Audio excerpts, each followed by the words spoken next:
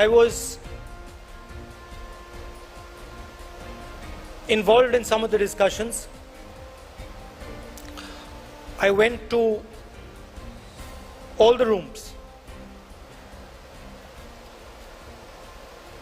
And while I was listening to the discussions, all of you, and of course those discussions were held in closed rooms, so the people of our country don't know the level of conversation that was taking place, the type of conversation that was taking place, the intelligence of the conversation that was taking place, but I got to see it.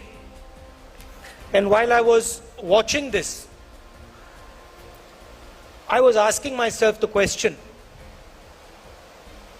which other political party in this country would allow this type of a conversation?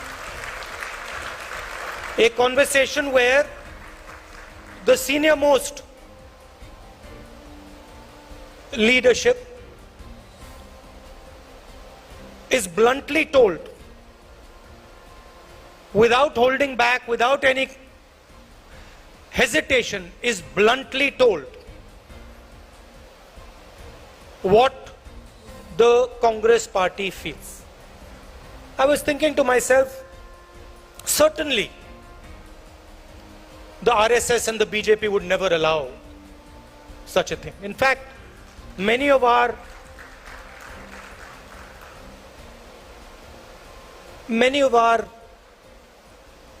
leaders,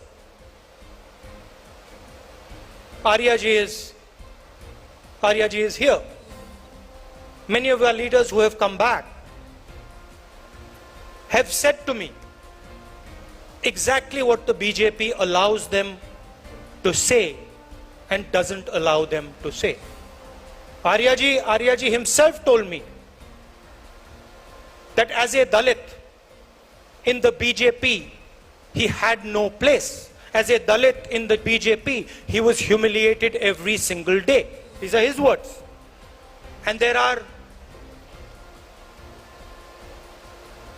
other parties, regional parties, and with all respect, even the regional parties would not tolerate the type of conversation that we have just had.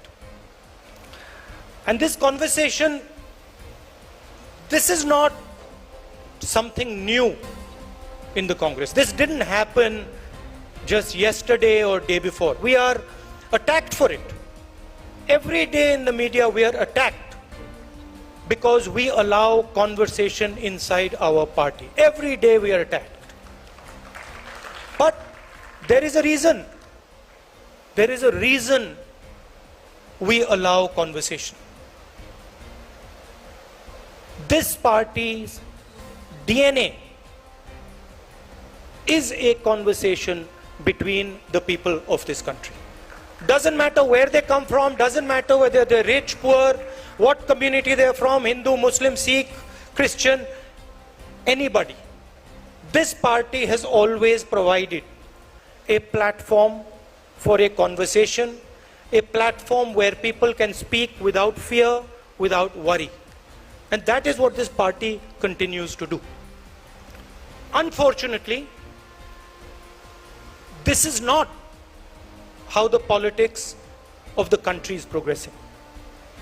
The politics of the country now does not entail a conversation. It does not entail the expression of views. It does not entail the expression of feelings. Some days back, in Parliament, I made a speech where I said,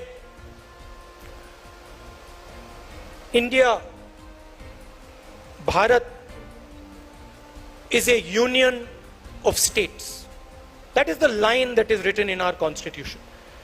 India is not described as a nation. It is described as a union of states.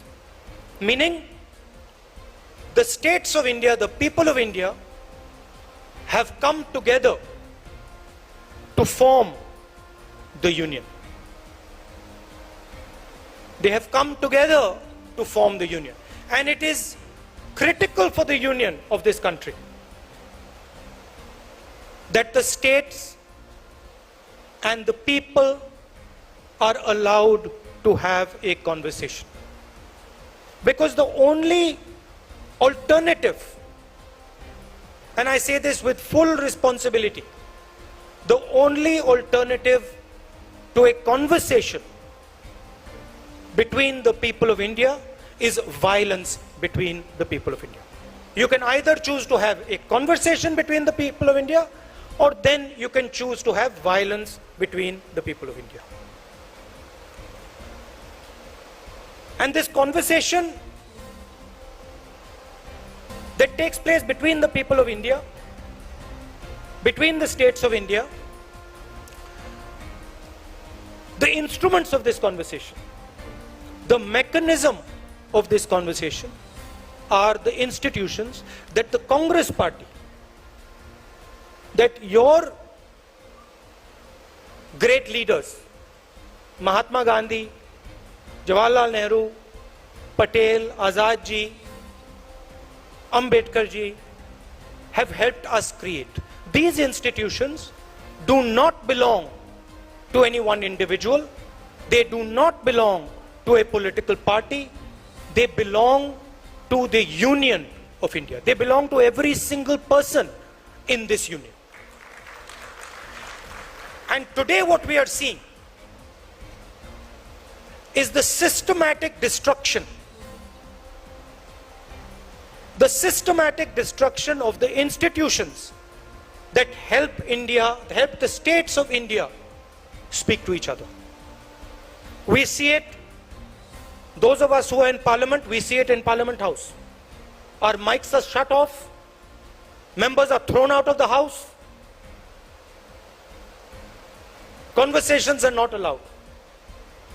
We see it when the judiciary is pressurized.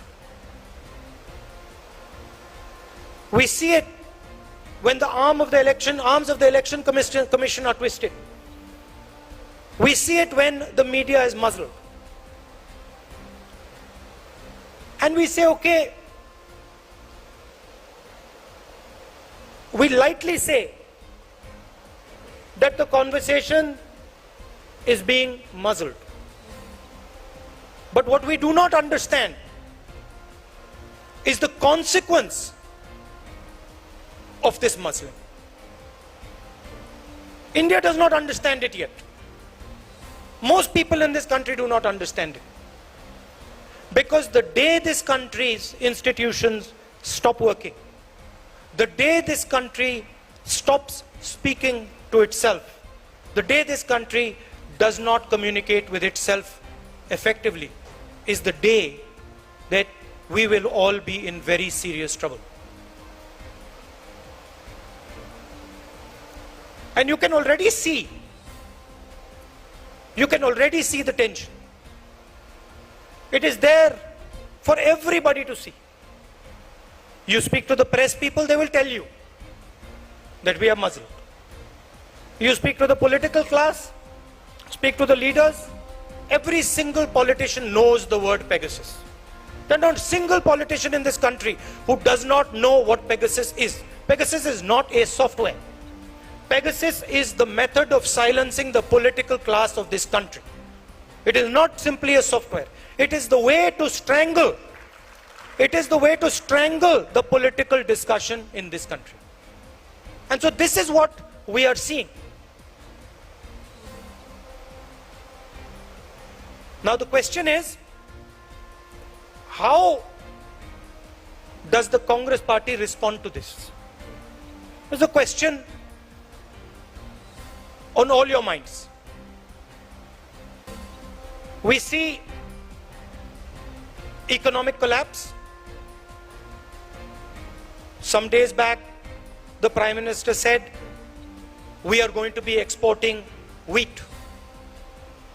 And then suddenly, few days later, we are not going to be exporting wheat. We put a ban on the export of wheat. My friends from Punjab and the rest of the country know the impact of the farm laws. You know what the farm laws were designed to do. and you know the devastation and the pain that the farm laws caused to the people of Punjab, and had they not been stopped, what would have happened to Punjab? And you know, you spoke to me yesterday, you know what is happening in Punjab today and the feelings that are rampant in Punjab today. जो हमारे युवा हैं, आज हिंदुस्तान के युवा को रोजगार नहीं मिल सकता है। नरेंद्र मोदी जी ने 2 करोड़ युवाओं को रोजगार देने की बात की। आज अनएम्प्लॉयमेंट आज से ज्यादा कभी नहीं रहा है, और ये उनके आंकड़े, हमारे आंकड़े नहीं है। क्यों? क्योंकि जो रीढ़ की हड्डी है, जो रोजगार पैदा करती है, उस रीढ़ की हड्डी को नरेंद्र मोदी जी ने, बीजेपी ने और उनकी विचारधारा ने तोड़ दिया है। नोटबंदी, जीएसटी ये लागू करके और पूरा का पूरा फायदा 2-3 बड़े उद्योगपतियों को देकर सरकार ने हिंदुस्तान के युवाओं के भविष्य को नष्ट कर दिया है। और आने वाले समय में आपको देखने को मिलेगा, देश का युवा रोजगार नहीं पा पाएगा। एक तरफ बेरोजगारी, दूसरी तरफ महंगाई। यूक्रेन में लड़ाई हुई है, आने वाले समय में इन्फ्लेशन जबरदस्त तरीके से बढ़ेगा, और जो हमारा, जिसको हम डेमोग्राफिक डिविडेंड कहते थे, खतरा है कि डेमोग्राफिक डिविडेंड डेमोग्राफिक डिजास्टर में बदल जाए। इसके लिए जिम्मेदार कौन है? कांग्रेस पार्टी जिम्मेदार नहीं है, बीजेपी जिम्मेदार है, सरकार जिम्मेदार है। मगर हमारी भी एक जिम्मेदारी है। हमारी जिम्मेदारी जो विचारधारा की लड़ाई है, उसको लड़ने की है और जनता के साथ खड़े होने की है। हमारा शिकायत है, हमारा पूरा का पूरा डिस्कशन, पूरी की पूरी बातचीत हमारी अपनी इंटरनल मामले में होती है।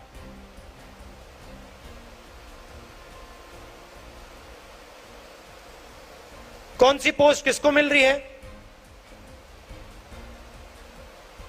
इंटरनल हमारा फोकस रहता है। और आज के समय में इंटरनल फोकस से हमारा काम नहीं होने वाला है। हमारा फोकस एक्सटर्नल फोकस होना पड़ेगा। जनता की ओर हमें देखना पड़ेगा, जनता के पास हमें जाना पड़ेगा। और सिर्फ हमारे लिए नहीं, देश के लिए।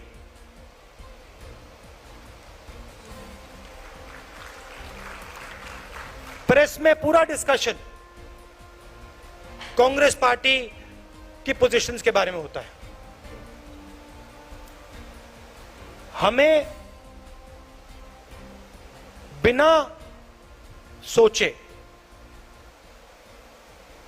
चाहे हमारे सीनियर नेता हो, जूनियर नेता हो, कार्यकर्ता हो, हमें बिना सोचे जनता के बीच में जाकर बैठ जाना चाहिए। जो उनकी समस्या है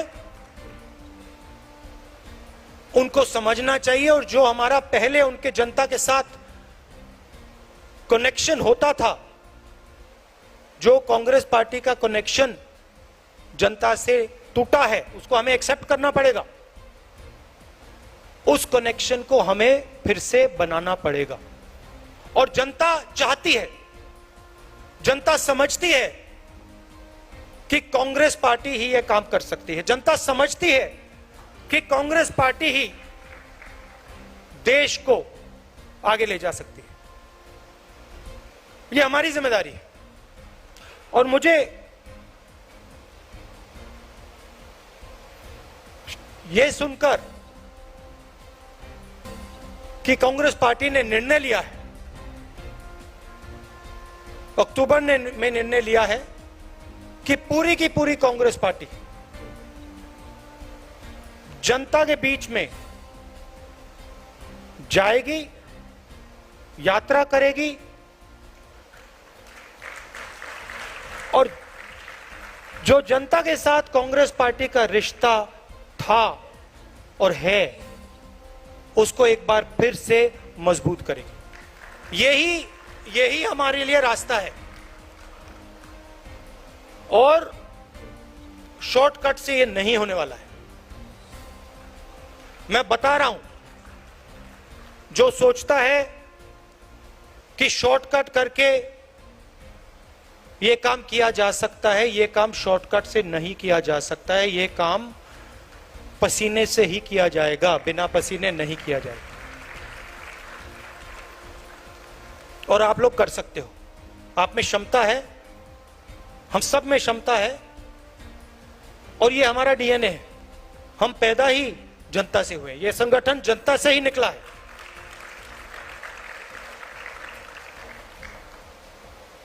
तो हमें एक बार फिर जनता के बीच में जाना है।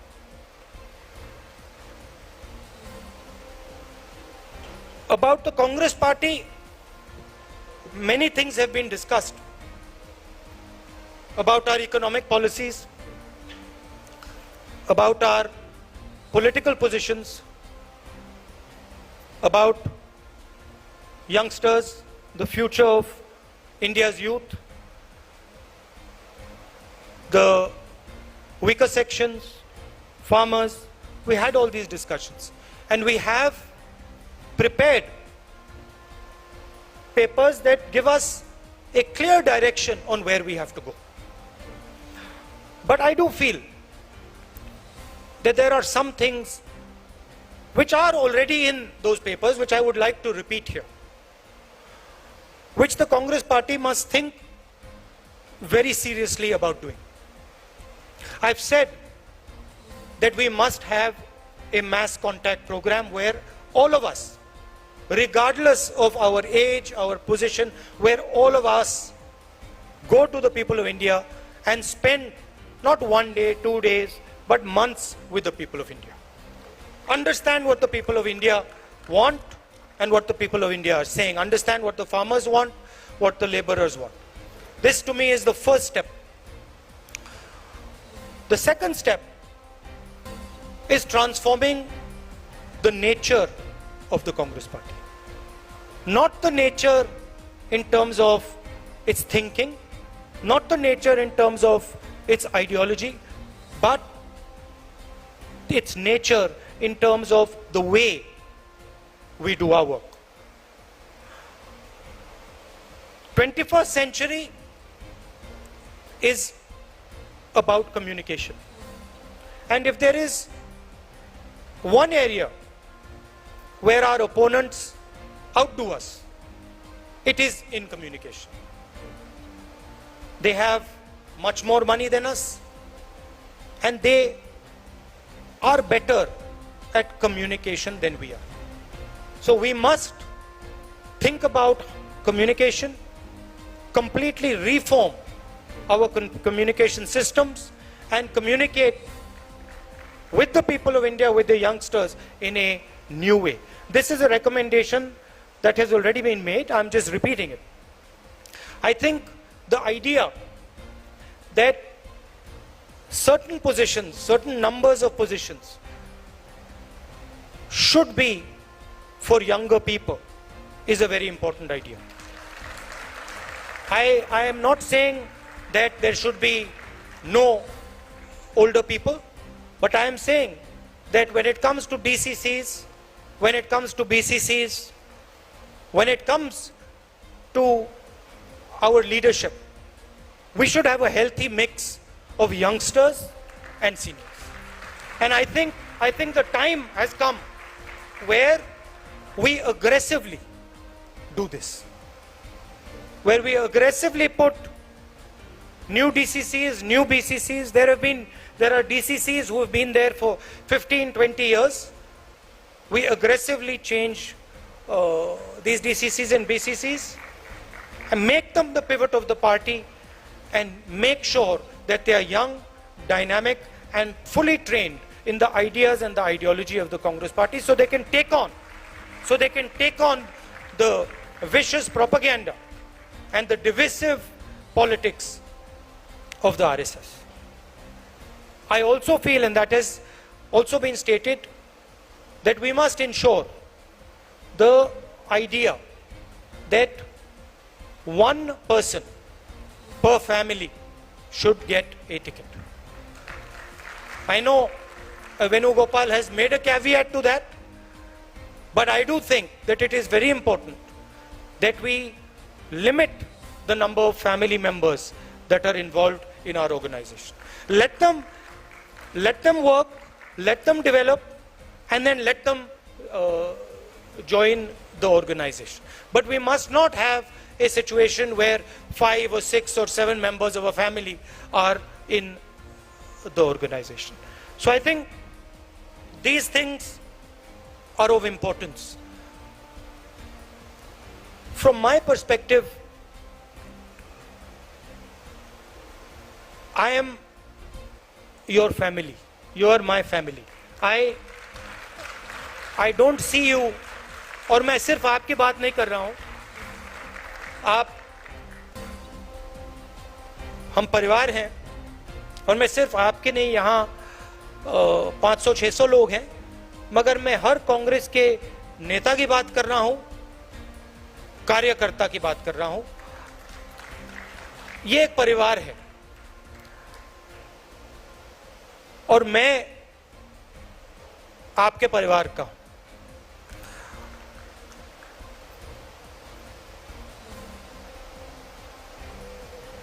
मेरी लड़ाई जो आरएसएस और बीजेपी की विचारधारा है, जो देश के सामने एक खतरा है, मेरी लड़ाई उस विचारधारा से है. जो नफरत ये लोग फैलाते हैं, हिंसा फैलाते हैं, इसके खिलाफ मैं लड़ता हूं और मैं लड़ना चाहता हूं. ये मेरे लिए, ये मेरी जिंदगी की लड़ाई है. मैं इस बात को मानने को तैयार नहीं हूं कि मेरे प्यारे देश में, हमारे प्यारे देश में इतनी नफरत, इतना क्रोध और हिंसा फैल सकती है. मैं इसको मानने के लिए तैयार ही नहीं हूं.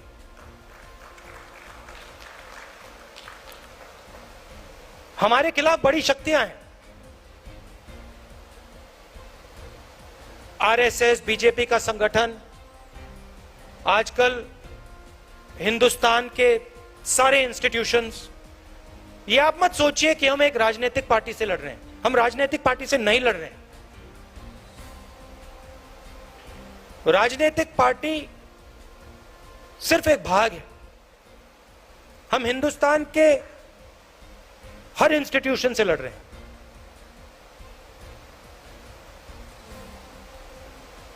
हम हिंदुस्तान के सबसे बड़े क्रोनी कैपिटलिस्ट के खिलाफ लड़ रहे हैं. सच्चाई है. मगर मैं हर कांग्रेस के कार्यकर्ता को कहना चाहता हूं और कांग्रेस के नेता को कहना चाहता हूं, आपको घबराने की कोई जरूरत नहीं है. कोई जरूरत नहीं है घबराने की, क्योंकि ये देश जो है ये सच्चाई को मानता है. ये देश जो है ये सच्चाई का देश है और इस देश को बात समझ आ रही है. ये देश देख रहा है देश की हालत क्या है, देश को समझ आ रही है. तो मैं आपसे कहना चाहता हूं कि मैं जिंदगी भर आपके साथ खड़ा हूं और इस लड़ाई को आपके साथ मैं लड़ने जा रहा हूं।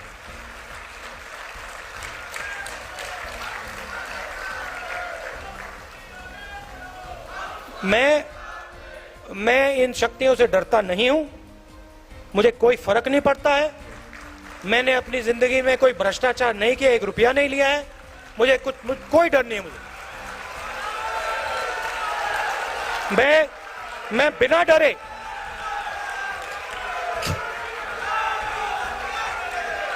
मैंने भारत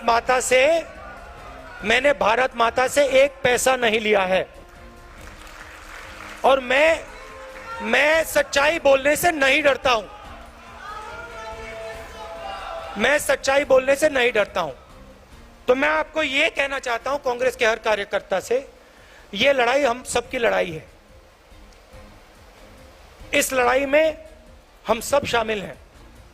मैं आपके साथ शामिल हूं। हमारे सब सीनियर नेता हैं, कांग्रेस प्रेसिडेंट हैं। हम सब एक साथ मिलकर बीजेपी और आरएसएस के संगठन को और उनकी विचारधारा को हराकर दिखाएंगे।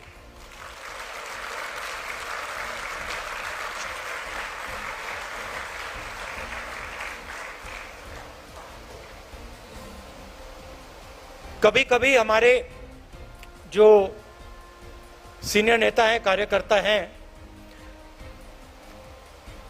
कभी कभी थोड़ा डिप्रेशन में चले जाते हैं। नॉर्मल बात है, क्योंकि देखिए लड़ाई आसान नहीं है। आप ये मत सोचिए कि ये लड़ाई आसान है। ये लड़ाई रीजनल पार्टी नहीं लड़ सकती, क्योंकि ये विचारधारा की लड़ाई है। आपने देखा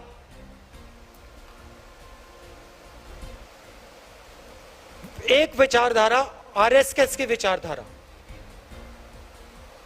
कांग्रेस की विचारधारा के खिलाफ लड़ रही है। बीजेपी कांग्रेस की बात करेगी, कांग्रेस के नेताओं की बात करेगी, कांग्रेस के कार्यकर्ताओं की बात करेगी, मगर रीजनल पार्टी की बात नहीं करेगी, क्योंकि वो जानते हैं कि रीजनल पार्टी जो है उनकी जगह है, मगर वो बीजेपी को नहीं हरा सकते हैं, क्योंकि उनके पास विचारधारा नहीं है। अलग अलग अप्रोच है उनकी। हमारी एक सेंट्रलाइज्ड एक अप्रोच है और हमारी विचारधारा की लड़ाई है। तो ये आसान लड़ाई नहीं है और ये राजनीतिक लड़ाई भी नहीं है। ये देश के भविष्य की लड़ाई है और देश को बचाने की लड़ाई है। और आपको दिखेगा, अभी ये लड़ाई शुरू हुई है, आने वाले समय में आपको दिखेगा हिंदुस्तान में आग लगेगी। मैंने कोविड की बात की थी, याद रखो, मैं बता रहा हूं, जितना ये इंस्टीट्यूशंस को तोड़ेंगे, जितना ही हमारे स्टेट्स के बीच में, धर्मों के बीच में, जातों के बीच में कॉन्वर्सेशन को खत्म करेंगे, दबाएंगे, उतनी जोरों से आग लगेगी देश में। मैं साफ बोल देता हूं। और कांग्रेस पार्टी का काम उस बातचीत को, उस कॉन्वर्सेशन को फिर से शुरू करने का है। कांग्रेस पार्टी का काम हमारे जो इंस्टीट्यूशंस हैं उनको, उनकी रक्षा करने का है। ये हमारा काम है, ये कोई रीजनल पार्टी नहीं करेगी, बीजेपी नहीं करेगी, आरएसएस नहीं करेगी, कांग्रेस पार्टी ही करेगी। हमने कभी भी हिंदुस्तान के इंस्टीट्यूशंस पर आक्रमण नहीं किया। हमने कभी भी कांग्रेस पार्टी के कार्यकर्ताओं को छुपा कर हिंदुस्तान के इंस्टीट्यूशंस के अंदर नहीं डाला। आरएसएस और बीजेपी ये काम कर रही है। सिर्फ इंस्टीट्यूशंस में नहीं, हर जगह ये अपने लोग डाल रहे हैं। और इससे जो कॉन्वर्सेशन होता है, जो बातचीत होती है लोगों के बीच में, वो खत्म होती है। एक तरफ बेरोजगारी, युवाओं को रास्ता नहीं दिख रहा है, महंगाई, और दूसरी तरफ आप हिंदुस्तान के इंस्टीट्यूशनल स्ट्रक्चर को तोड़ रहे हो। हिंदुस्तान के बीच में जो बातचीत होती है, कॉन्वर्सेशन होता है, उसको बंद कर रहे हो। जरूर जरूर आग लगेगी, और हमारी जिम्मेदारी है कि वो आग ना लगे। हमारी जिम्मेदारी है कि हम जनता के बीच में जाएं और जनता से कहें कि आपको बांटा जा रहा है, आपको तोड़ा जा रहा है, और इससे देश मजबूत नहीं होता है, इससे देश कमजोर होता है, इससे आपको हमें फायदा नहीं होगा, इससे नुकसान ही नुकसान होगा। यह हमारी जिम्मेदारी है, हमारे कार्यकर्ता की जिम्मेदारी है, हमारे नेताओं की जिम्मेदारी है, और यह काम सिर्फ कांग्रेस पार्टी के लोग कर सकते हैं, क्योंकि कांग्रेस पार्टी ही सबकी पार्टी है। इस देश में कोई ऐसी जात, कोई ऐसा धर्म, कोई ऐसा व्यक्ति नहीं है जो कह सकता है कि कांग्रेस पार्टी ने अपने दरवाजे मेरे लिए बंद कर दिए। कोई है ही नहीं इस देश में।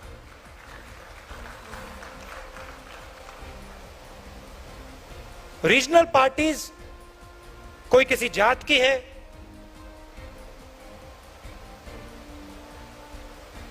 वो सब की नहीं है। यही एक पार्टी है जो पूरे देश की पार्टी है। तो मैं आपको यह कहना चाहता था कि घबराने की कोई जरूरत नहीं। हम सड़क पे उतरेंगे, और बीजेपी आरएसएस की विचारधारा से जैसे कांग्रेसी लड़ते हैं, पूरा दम लगा के हम लड़ेंगे।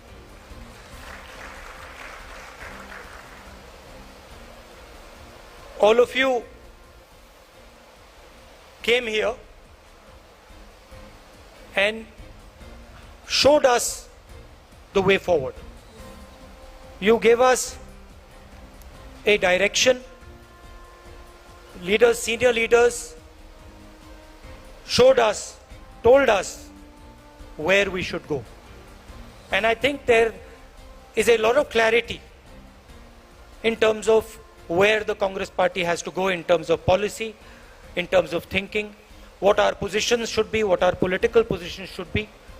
I think there is tremendous clarity that has come out of this discussion. In fact, you yourselves have told me that there is a lot of clarity that has come out of this discussion. I think that these discussions are very useful, and I think we should have these discussions much more often, much more systematically. It allows the Congress party to come together. It allows us to feel like a family. It allows us to talk to each other, and I think it helps us move forward in a strong and dynamic way. So I'd like to thank all of you for coming here today. Namaskar, Jai Hind. और उसके बाद में उसमें से कुछ अंश इस declaration के अंदर हिस्सा ले पाए हैं, और रिपोर्ट वो कांग्रेस अध्यक्षा के पास में पूरी की पूरी रिपोर्ट जो भी समितियों ने करी है वो सारी की सारी रिपोर्ट है। उदयपुर नव संकल्प ऐलान 15 मई 2022। भारत के स्वतंत्रता संग्राम की कोख से जन्मी भारतीय राष्ट्रीय कांग्रेस असीम संघर्ष, त्याग और बलिदान की बुनियाद पर खड़ी है। करोड़ों देशवासियों ने कांग्रेस के नेतृत्व में जिस क्रांति का आगाज किया था, वह ब्रितानवी हुकूमत से आजादी लेकर अपना शासन और अपने संविधान के लिए तो था ही, उस संघर्ष के मूल में चौतरफा असमानता, भेदभाव, कट्टरता, रूढ़िवादिता, छुआछूत और संकीर्णता को खत्म करने के लिए कवायद भी थी। देश प्रेम व बलिदान की भावना से ओतप्रोत आजादी के आंदोलन का आधार था सबके लिए न्याय। करोड़ों कांग्रेस जनों ने स्वतंत्रता संग्राम में जेल की अमानवीय यातनाएं सही, वे भारत मां की आजादी के लिए अपने प्राणों का बलिदान भी दिया। साल 1885 से 1947 तक 62 वर्षों के लंबे संघर्ष के बाद स्वतंत्रता आंदोलन की यह क्रांति भारत की आजादी के रूप में परिणत हुई। न्याय, संघर्ष, त्याग और बलिदान की इस परिपाटी ने आजादी के बाद अगले 70 वर्षों तक भारत की एकता, अखंडता, प्रगति व उन्नति का रास्ता भी प्रशस्त किया। भारतीय राष्ट्रीय कांग्रेस व उसके नेतृत्व ने कट्टरवाद, नक्सलवाद, उग्रवाद व हिंसा का रास्ता अपनाकर भारत के बहुतालवादी व समावेशी सिद्धांतों को चुनौती देने वाली हर ताकत से लोहा लिया। भारतीय मूल्यों की रक्षा के इस संघर्ष में महात्मा गांधी, श्रीमती इंदिरा गांधी, श्री राजीव गांधी व असंख्य कांग्रेस जनों ने अपने प्राणों को न्योछावर कर दिया। सन 1947 में भारत को राजनीतिक आजादी तो हासिल हो गई, पर देश के सामने अनगिनत चुनौतियां थी। ना पर्याप्त अनाज पैदा होता था, ना उद्योग धंधे थे, ना सुई तक बनाने के कारखाने थे, ना स्वास्थ्य सुविधाएं थी, ना शैक्षणिक संस्थान थे, ना सिंचाई की सुविधा थी, ना पर्याप्त बिजली का उत्पादन था, ना यातायात और संचार के साधन थे, ना देश की सुरक्षा का पूरा इंतजाम। देश को सैकड़ों सियासतों ने सामंतशाही से मुक्त कराकर एक सूत्र में पिरोना ही अपने आप में एक बड़ी जिम्मेदारी थी। अर्थात भारत की आजादी के साथ उस समय के अविकसित भारत में चुनौतियों का अंबार भी हमें मिला, जिसे कांग्रेस नेतृत्व ने दृढ़ संकल्प में अवसर में तब्दील कर दिया। एक मजबूत, शांतिप्रिय, समावेशी और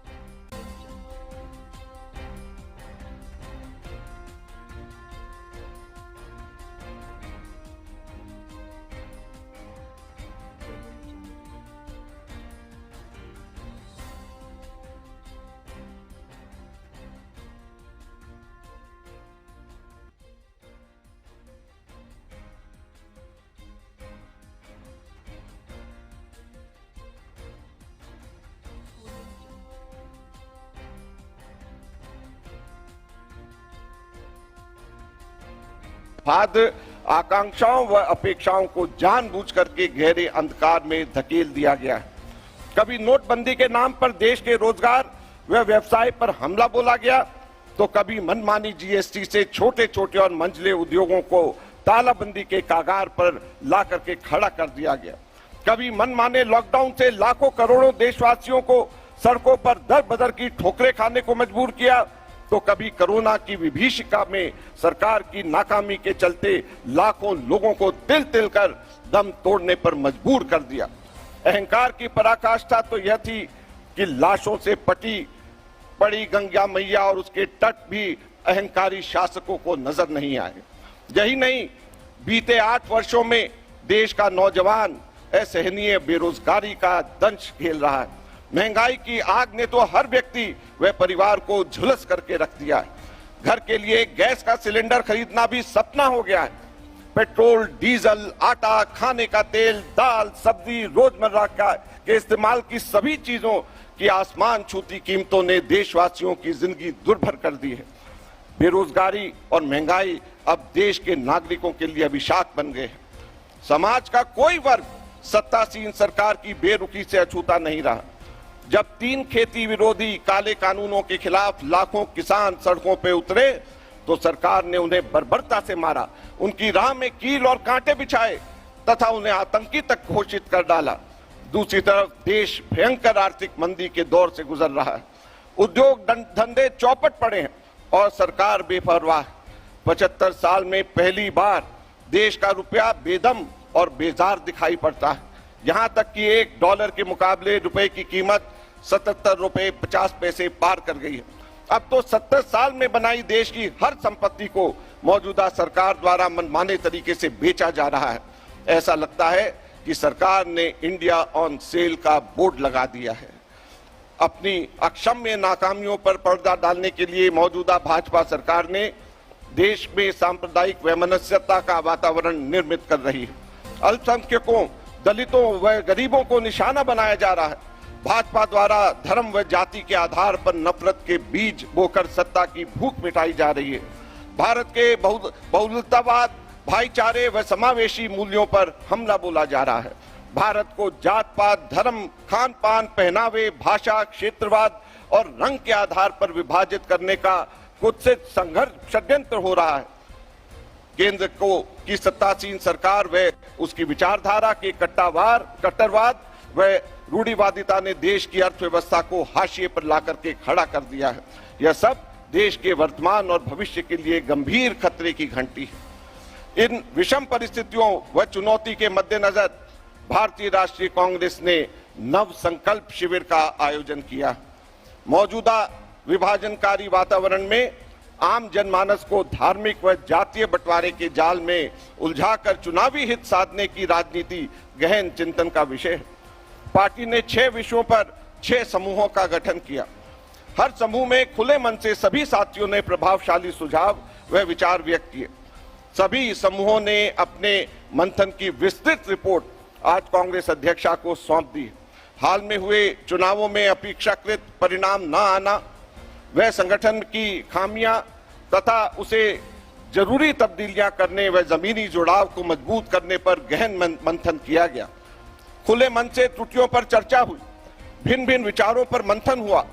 वैचारिक और नीतिगत मतभेद पर सभी दृष्टिकोण गहनता से देखे गए और बेहतरी के अनेकों सुझाव दिए गए। कांग्रेस के सब साथियों ने मिलकर आत्मचिंतन, आत्ममंथन व आत्म अवलोकन किया। एक नव संकल्प के साथ दृढ़ता से देश प्रेम व राष्ट्र निर्माण के पथ पर चलने, न्याय की परिपाटी पर हर हाल में खतरे से उतरने और भारतीय राष्ट्रीय कांग्रेस के समक्ष उत्पन्न मौजूदा चुनौतीपूर्ण परिस्थितियों से जूझने व जीतने की प्रतिबद्धता प्रदर्शित की। 6 विषयों पर समूहों की चर्चा से भविष्य के रास्ते के कई महत्वपूर्ण निष्कर्ष निकलकर सामने आए। अब मैं एक एक करके 6 महत्वपूर्ण विषयों के ऊपर जो हमारी वर्किंग कमेटी ने इस ऐलान को अप्रूव किया है वो मैं आप सब लोगों के सामने पढ़ करके सुनाऊंगा।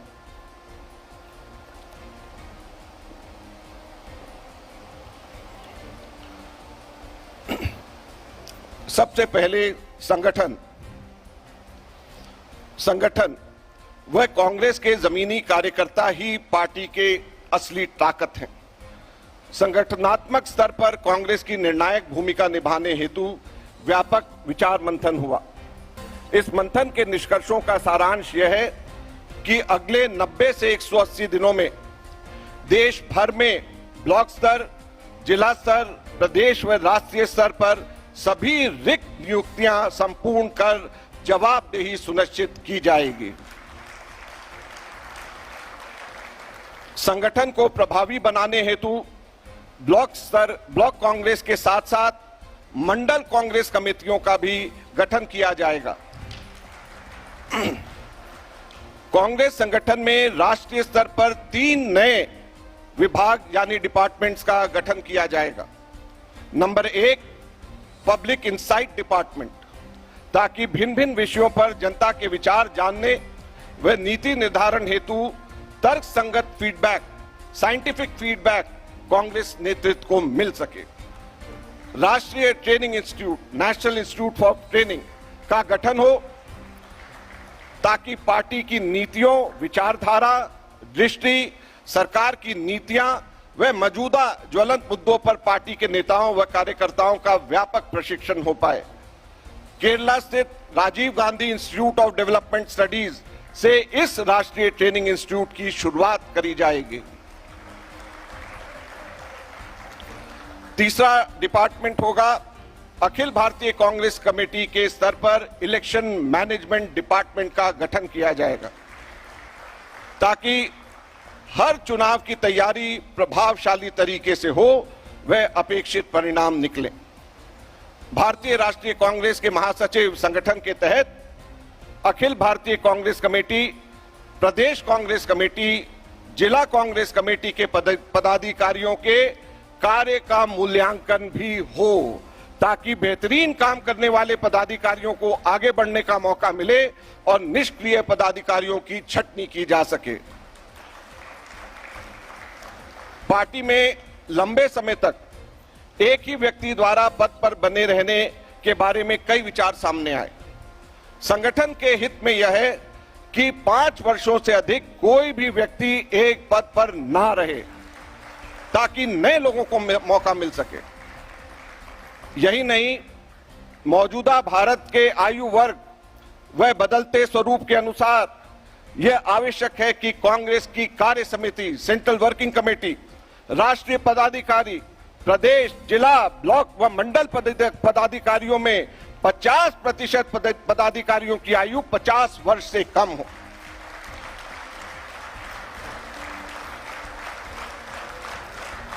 राष्ट्रीय,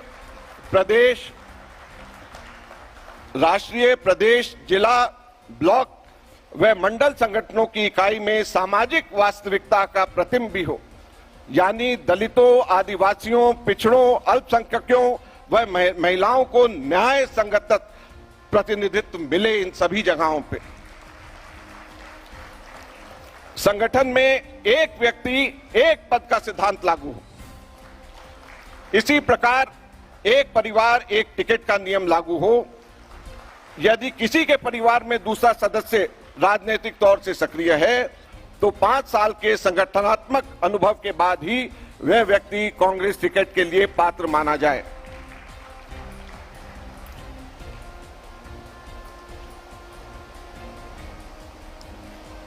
उत्तर पूर्व के प्रांतों के लिए कांग्रेस की गठित की गई नॉर्थ ईस्ट कोऑर्डिनेशन कमेटी के अध्यक्ष को कांग्रेस कार्य समिति का स्थायी आमंत्रित सदस्य बनाया जाए। राष्ट्रीय स्तर पर कांग्रेस कार्य समिति के सदस्यों में से कांग्रेस अध्यक्ष द्वारा एक समूह का गठन हो, जो समय समय पर जरूरी व महत्वपूर्ण राजनीतिक विषयों पर निर्णय लेने हेतु कांग्रेस अध्यक्ष को सुझाव दे व उपरोक्त निर्णयों के क्रियान्वयन में मदद करे। हर प्रांत के स्तर पर भिन्न भिन्न विषयों पर चर्चा करने व निर्णय हेतु एक पॉलिटिकल अफेयर्स कमेटी का गठन हर पीसीसी के अंदर किया जाए। अखिल भारतीय कांग्रेस कमेटी व पीसीसी कमेटियों का सत्र साल में एक बार अवश्य हर साल आयोजित किया जाए। इसी प्रकार जिला, ब्लॉक व मंडल कमेटियों की बैठक नियमित रूप से आयोजित की जाए। आजादी के 75 वर्ष पूरे होने पर हर जिला स्तर पर 9 अगस्त से 75 किलोमीटर लंबी पद यात्रा का आयोजन हो, जिसमें स्वतंत्रता संग्राम के लक्ष्यों व त्याग तथा बलिदान की भावना भी प्रदर्शित हो। बदलते परिवेश में भारतीय राष्ट्रीय कांग्रेस के मीडिया व संचार विभाग के अधिकार क्षेत्र, कार्य क्षेत्र व ढांचे में बदलाव कर व्यापक विस्तार किया जाए तथा media, social media, data research, विचार विभाग आदि का संचार विभाग से जोड़ विशेषज्ञों की मदद से और प्रभावी बनाया जाए। प्रदेशों के सभी मीडिया, सोशल मीडिया, रिसर्च आदि विभागों का अखिल भारतीय कांग्रेस कमेटी के संचार विभाग के अंतर्गत रख सीधा जुड़ाव बने, ताकि पार्टी का संदेश प्रतिदिन देश के कोने कोने में फैल सके। दूसरा महत्वपूर्ण राजनीतिक समूह ने जो कहा और जो वर्किंग कमेटी ने जिसको अप्रूव किया वो ये है, राजनीतिक समूह ने मौजूदा विषम परिस्थितियों में भारतीयता की भावना व वसुधैव कुटुंबकम के सिद्धांतों को हर कांग्रेस जन द्वारा आत्मसात करने पर बल दिया। भारतीय राष्ट्रवाद ही कांग्रेस का मूल चरित्र है और इसके विपरीत भाजपा का छद्म राष्ट्रवाद सत्ता के भूख पर केंद्रित है।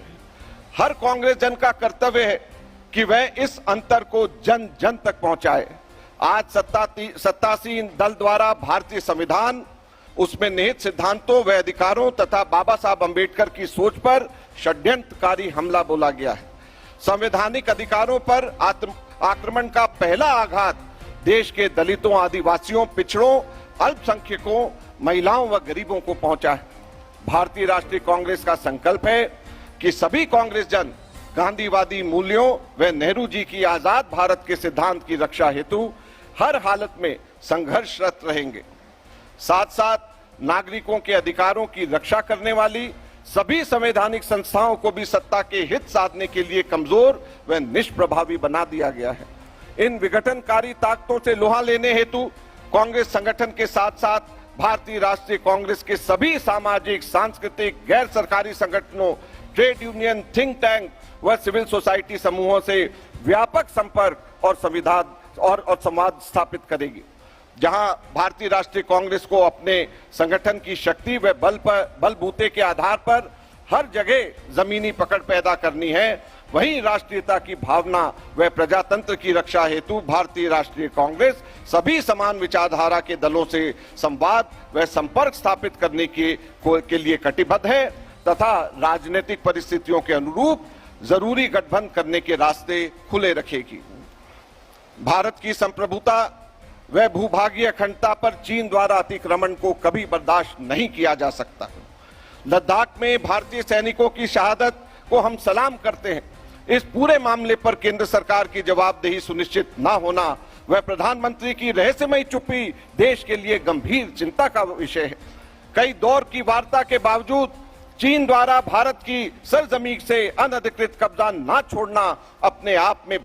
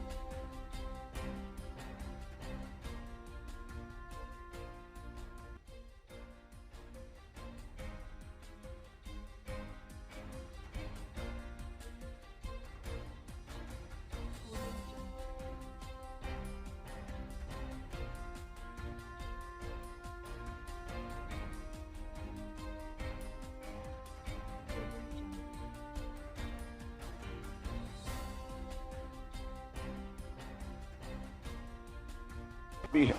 नई अर्थव्यवस्था में देश व दुनिया में हो रहे जलवायु परिवर्तन का संज्ञान लेना भी अनिवार्य है।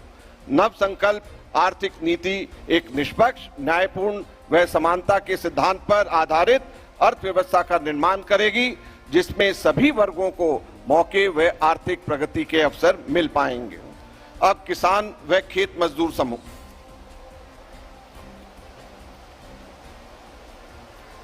किसान व खेत मजदूर समूह ने देश में भाजपा सरकार निर्मित मौजूदा कृषि संकट का गहन संज्ञान लेते हुए कई महत्वपूर्ण विषयों और नीतियों पर पुनर्विचार की आवश्यकता पर बल दिया। कर्ज के दलदल में फंसे देश के अन्नदाता पर 31 मार्च 2021 तक 16.80 लाख करोड़ का कर्ज चढ़ गया था। केंद्र सरकार ने 8 वर्षों में किसान की कर्ज मुक्ति हेतु पूर्णतः उदासीन व बेरुखी दिखाई है। वक्त की मांग है कि राष्ट्रीय किसान ऋण राहत आयोग का गठन कर कर्ज माफी से कर्ज मुक्ति तक का रास्ता तय किया जाए। कर्ज ना लौटा पाने की स्थिति में किसान के खिलाफ आपराधिक कार्रवाई तथा किसान की खेती की जमीन की कुर्की पर पाबंदी लगाई जाए तथा खेतीहर किसानों को मुफ्त बिजली उपलब्ध हो। किसानों की एक और सबसे बड़ी समस्या फसल की कीमत ना मिलना है। आजाद भारत के सबसे बड़े किसान आंदोलन के बाद मोदी सरकार द्वारा एमएसपी की गारंटी पर विचार करने हेतु कमेटी बनाने का वायदा तो किया, पर कुछ नहीं हुआ।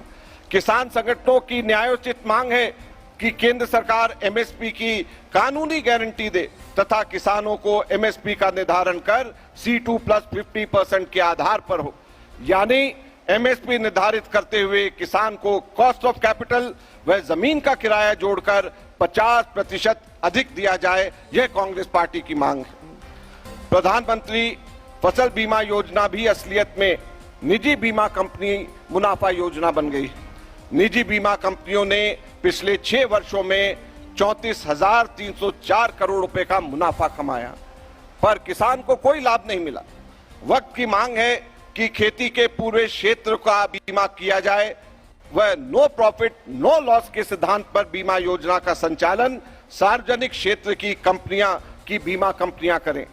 किसान कल्याण के लिए यह भी आवश्यक है कि कांग्रेस के 2019 के घोषणा पत्र के अनुरूप एक अलग कृषि बजट संसद में प्रस्तुत हो, जिसमें किसान कल्याण की सभी परियोजनाओं का लेखा जोखा दिया जाए। मौसम की मार, प्राकृतिक आपदा, बाजारी मूल्यों में उतार चढ़ाव आदि को देखते हुए किसान को राहत देने हेतु राष्ट्रीय किसान कल्याण कोष बनाया जाए। किसान के ट्रैक्टर व खेती के अन्य उपकरण जीएसटी की परिधि से मुक्त किए जाएं। भारतीय राष्ट्रीय कांग्रेस के साल 2019 के घोषणा पत्र में अंकित न्याय के सिद्धांत को हर किसान व खेत मजदूर परिवार पर लागू कर हर माह प्रति परिवार को 6,000 रुपए हस्तांतरण हो। छोटे व सीमांत किसानों व भूमिहीन गरीबों को मुख्य धारा में शामिल करने के लिए यही एक उपाय है। वक्त की यह भी मांग है कि कृषि उपज मंडियों की संख्या मौजूदा 7,600 से बढ़ाकर 42,000 की जाए, ताकि हर 10 किलोमीटर पर एक कृषि उपज मंडी की स्थापना करी जा सके। ग्रामीण रोजगार व गरीबी उन्मूलन के लिए मनरेगा ही एकमात्र उपाय है। दुर्भाग्यवश केंद्र सरकार, भाजपा सरकार ने कोरोना की विषम परिस्थितियों के बावजूद मनरेगा के बजट में कटौती कर डाली। मनरेगा में हर व्यक्ति को जहां 100 दिन का काम देना अनिवार्य हो, वहां यह जरूरी है कि मनरेगा मजदूरी को न्यूनतम मजदूरी के बराबर लाकर सालाना औसत आमदनी को 18,000 रुपए किया जाए। अब सामाजिक न्याय व सशक्तिकरण समूह।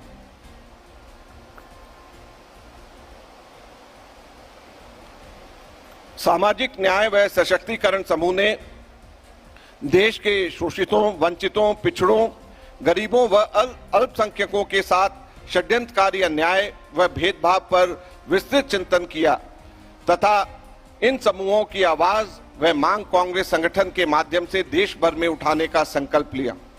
इस संकल्प का सबसे पहला कदम केंद्र व प्रांतीय सरकारों के बजट में SC/ST सब प्लान को कानूनी मान्यता के साथ फिर से पुनः शुरू करना है।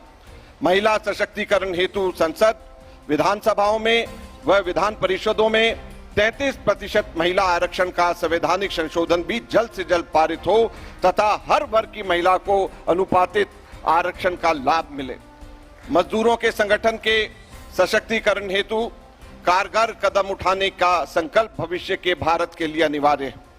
भारतीय राष्ट्रीय कांग्रेस द्वारा SC ST आरक्षित संसदीय व विधानसभा क्षेत्रों में वंचित वर्गों के लिए नए नेतृत्व के निर्माण हेतु लीडरशिप मिशन चलाए जाने का संकल्प लिया गया है। भाजपा प्रायोजित व मनस से पूर्ण माहौल के चलते यह भी अनिवार्य है कि अल्पसंख्यकों, SC ST OBC व मोहल्लों में कांग्रेस पार्टी एक विशेष सद्भावना मिशन चलाकर समरसता का भाव पैदा करे। SC ST OBC व अल्पसंख्यक समुदायों की आवाज पुरजोर तरीके से उठाने, उनकी समस्याओं पर फोकस करने व उनके नेतृत्व को उचित स्थान देने हेतु अखिल भारतीय कांग्रेस कमेटी में सामाजिक न्याय सलाहकार परिषद का गठन हो, जो कांग्रेस अध्यक्ष को इस बारे में सुझाव समय समय पर दे सके। भारतीय राष्ट्रीय कांग्रेस आदिवासियों के लिए एक विशेष हेल्थ मिशन बनाने व आदिवासियों के पट्टे की सुरक्षा करने को संकल्पबद्ध है। कांग्रेस कार्य समिति प्रदेश व जिला कांग्रेस कमेटीज की हर 6 महीने में एक बैठक SC ST OBC अल्पसंख्यक व महिला मुद्दों पर केंद्रित हो। नई शिक्षा नीति को लेकर व्यापक मंत्रणा हुई है। विशेषता यह चिन्हित किया गया कि नई शिक्षा नीति के प्रावधान स्वाभाविक तौर से गरीबों व शोषित वर्गों के बच्चों को बराबरी के अधिकार से वंचित करते हैं तथा अमीर गरीब की खाई को और बढ़ाने वाले हैं।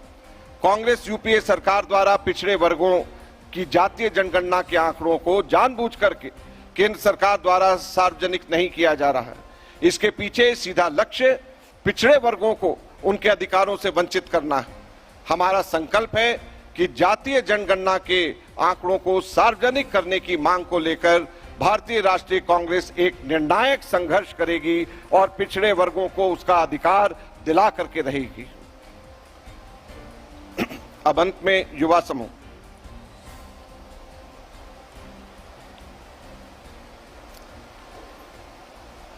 युवा समूह ने महंगी शिक्षा, गरीब और अमीर के बच्चों में कोरोना की विभीषिका के बाद पैदा हुए भीषण डिजिटल डिवाइड व बेतहाशा बेरोजगारी की मार झेल रहे युवाओं की असहनीय पीड़ा पर चिंता व्यक्त करते हुए इस खाई को पाटने के बारे में विस्तृत चर्चा की।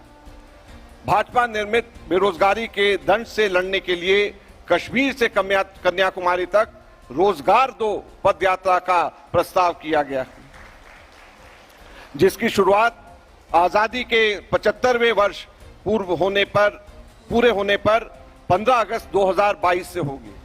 स्कूलों में लागू किए गए शिक्षा के अधिकार कानून के तर्ज पर गरीबी विद्यार्थियों के लिए कॉलेज व विश्वविद्यालयों में भी निःशुल्क शिक्षा का प्रावधान हो।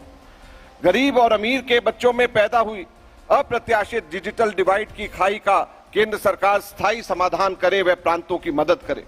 सभी सरकारी विभाग भारत सरकार के उपक्रम व तीनों सेनाओं में पड़े खाली पद अगले 6 महीनों में विशेष भर्ती अभियान चला करके भरे जाएं। संगठनात्मक स्तर पर 50% पद 50 साल से कम उम्र के साथियों को मिलने चाहिए। युवा समूह ने यह भी निष्कर्ष निकाला कि संसद, विधायिकाओं, विधान परिषद व सभी चुने हुए पदों पर रिटायरमेंट की उम्र की एक सीमा तय की जाए। भविष्य में पार्टी की सरकारों में सभी पदों पर 50 वर्ष से कम आयु के 50% व्यक्ति हों। उससे अधिक उम्र के तजुर्बेकार लोगों का फायदा पार्टी के संगठन की मजबूती के लिए भी लिया जाए। 2024 के संसदीय लोकसभा चुनावों से शुरुआत कर उसके बाद के सभी सांसद, विधायिकाओं, विधान परिषदों व अन्य स्तरों पर कम से कम 50% टिकट 50 वर्ष से कम की आयु के साथियों को दिए जाएं। पार्टी के नेताओं द्वारा गैर राजनीतिक गतिविधियों में अग्रणी भूमिका व सक्रियता निभाई जाए, जैसे कि यूथ फेस्टिवल, सांस्कृतिक आयोजन, खेल आयोजन, यूथ पार्लियामेंट, विषय विशेष पर टाउन हॉल मीटिंग व ब्लड डोनेशन कैंप आदि। इससे भी युवा वर्ग में पार्टी के फैलाव व विस्तार को मदद मिलेगी। ठीक 80 वर्ष पहले साल 1942 में महात्मा गांधी ने भारत छोड़ो का नारा दिया था। साल 2022 का नारा है भारत जोड़ो। यही है उदयपुर का नव संकल्प, भारत जोड़ो, भारत जोड़ो, भारत जोड़ो, भारत जोड़ो, भारत जोड़ो, भारत जोड़ो, भारत जोड़ो। जय Hind.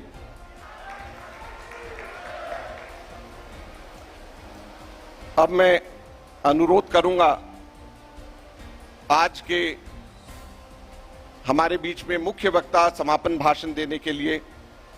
Under severe stress and to preserve the foundational values of our Constitution that are under assault, and also to highlight the day-to-day concerns of crores of our people, as Rahulji has mentioned in his speech. Meanwhile, phase 2 of the district level Jan Jagran Abhiyan that had been launched earlier will resume a month later on the 15th of June. Very hot time, but it will. The extensive campaign will highlight economic issues, especially the growing unemployment and intolerable price rise that is destroying livelihood. A compact task force will be set up to drive the process of internal reforms that are essential and that have been discussed in different groups here at Udaipur. These reforms will focus on the 2024 Lok Sabha polls, will cover all aspects of the organization, including structure, rules for appointments to party posts, communications and publicity, outreach, finances, and election management. The composition of the task force will be notified in the next 2-3 days. I have also decided to have an advisory group drawn from the CWC that would meet regularly under my chairpersonship to discuss and deliberate upon political issues and challenges before our party. Of course, we do have the CWC that meets from time to time, and that will continue. Hopefully, a little more often than it does normally. Now, the new group is not, however, a collective decision-making body, but will help me get the benefit of the vast experience of senior colleagues. It too will be notified very soon. Throughout these 3 days, you have also had the opportunity to get to know each other, to meet and interact with each other. And as for myself and many others, I had the opportunity, I was able to sit through all 6 groups and listen to some of the speakers. Now, I want to end with a personal note, and that is last night I came away from the dinner so graciously hosted by Ashok Gehlotji, feeling that I had spent the evening with my family.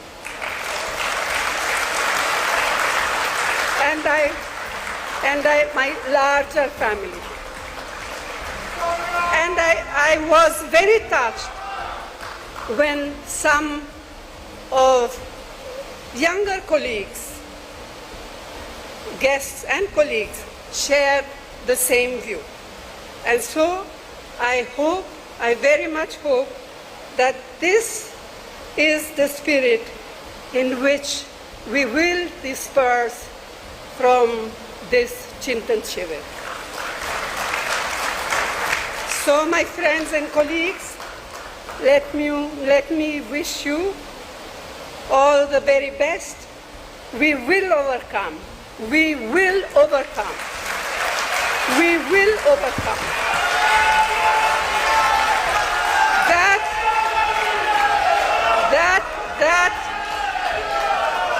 That is our determination. That is our Nav Sankalp. Thank you. Jai Hind.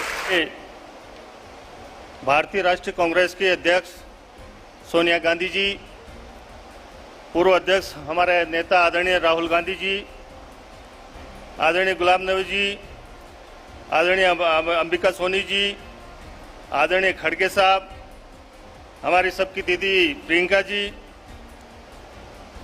Venugopal जी साहब, अजय माकन जी हमारे in charge साहब, अधीर रंजन चौधरी साहब, P Chidambaram साहब, आनंद शर्मा साहब, हुडा साहब, दिग्विजय सिंह जी साहब, पवन बंसल साहब, ओमन चांडी साहब और हमारे मुख्य आयोजक अशोक गहलोत साहब, राजस्थान के मुख्यमंत्री महोदय, मेहमान मुख्यमंत्री हमारे भूपेश बघेल साहब, मुकुल वासनिक साहब, आदरणीय CWC के सम्मानित सभी सदस्य साहिबान, हमारे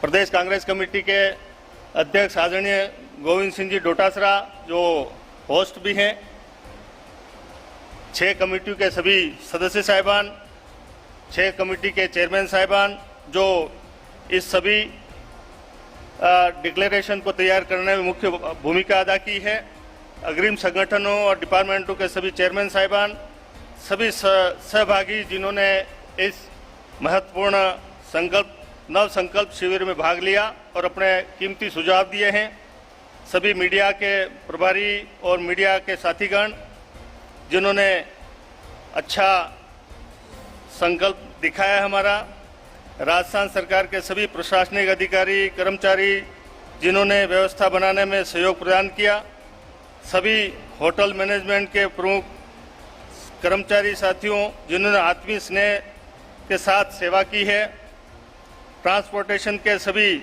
सहयोग करने वाले साथीगण जिन्होंने हमारे मेहमानों को सुविधा प्रदान की है, पुलिस के सभी अधिकारी और जवान जिन्होंने कानून व्यवस्था में पूरा सहयोग किया है।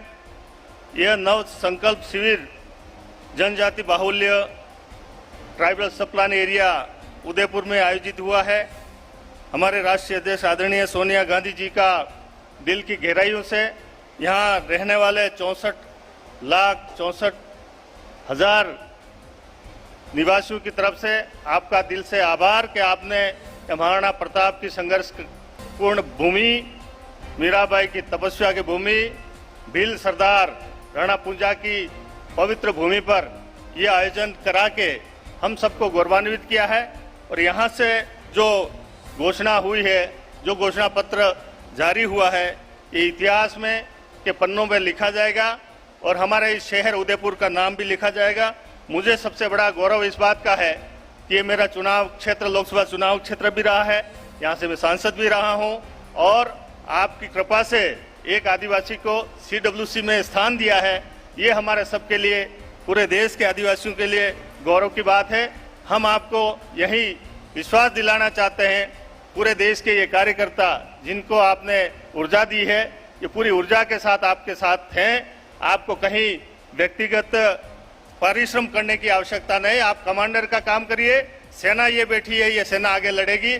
एक बार पुनः सभी मेहमानों को निवेदन कर